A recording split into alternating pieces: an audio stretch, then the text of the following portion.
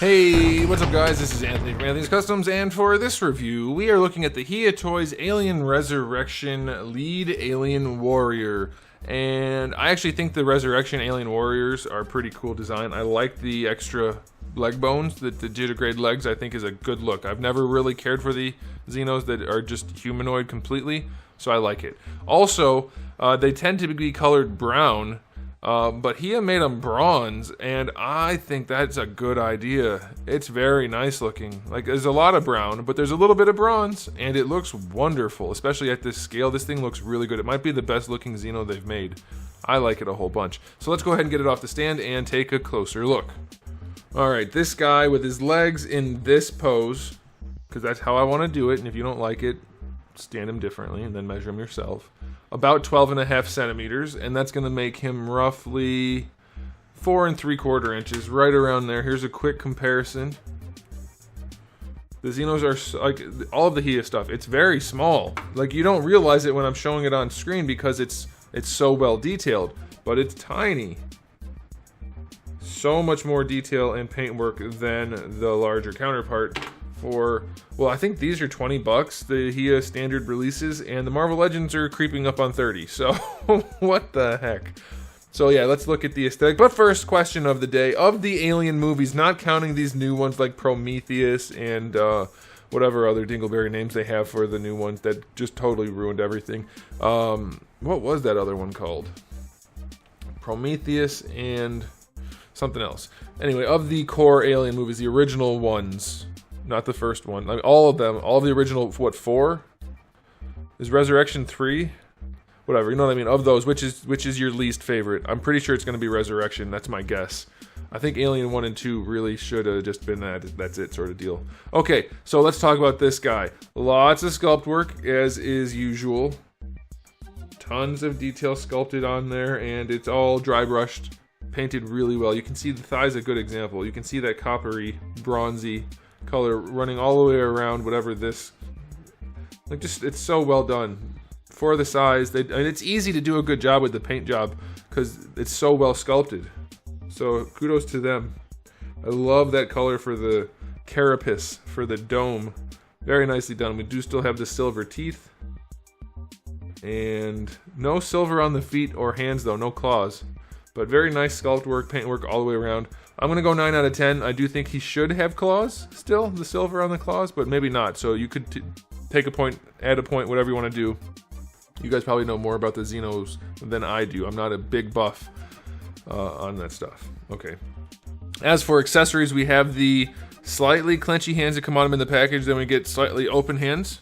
And then we get the display stand and the clips. Nothing really going on there, so 5 out of 10 for accessories.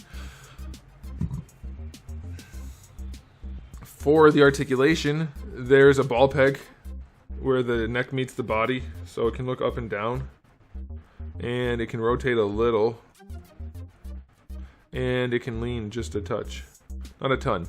The jaw does open to reveal the inner jaw, and it's very, very tiny, and it's going to be hard for me to get to it. That's what she said, but it's not bad. It's fine. You can get in there, and then pull it out, and it's also nicely painted, nicely detailed. So there you go. Nicely done. As for the shoulders, better than horizontal, just by a touch. Full rotation. Let me zoom out just a little bit. Full rotation. No bicep swivel up here. You're going to get that in the elbow, which is fine, I think. And you get your single jointed elbow, which does get just about to 90. The wrists are just little tiny ball pegs, which is fine, again.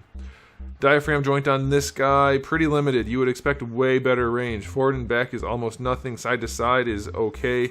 And then rotation is also fairly limited. It's kind of boxy here. And that might be the character design, but it wasn't accounted for the poseability. So pretty limited.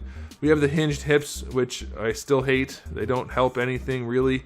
But you can bring the leg up that far if you want to.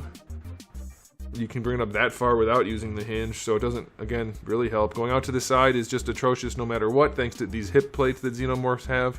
So that's just that. And then you get your thigh swivel. They do go back, of course. So forward and back, fine. Side to side, 0, basically. Double jointed proper knee is fine. The first of the digitigrade joints, which would be like the ankle, really, but on aliens it's not quite the same thing. It can straighten out, so if you want to do that, you can. Like, you can make them super tall, or you can leave it bent, and it does rotate if you need it to. This joint also has pretty good range. We also get a hinge for this joint down here. Not a ton of range, and the rotation is pretty vertical, so it's kind of bad in that sense. It's going to be hard to get both of his feet flat on a surface because there's no rotation where you need it to. There's no proper ankle rocker anywhere. So that's going to be a little tricky, but he can stand without the stand, and if you put the stand under him, then he's definitely going to stand. For the tail, it is super bendy. Very, very nicely done. However, the wire stops basically where these fins start. So that's going to be somewhat limiting in poseability. But the plastic is very soft and the wire bends easily, so I like that a whole bunch. So articulation, not the best thing in the world, but it'll pass. I just think the ankles could be a little better and then the hips could be a little bit better, but otherwise it's good. I'll give it a 7. It's not impressive, but it'll get the job done. So, final verdict on this release. One of the best looking Xenomorphs they've made. I love the bronze and brown combo. It looks really, really cool.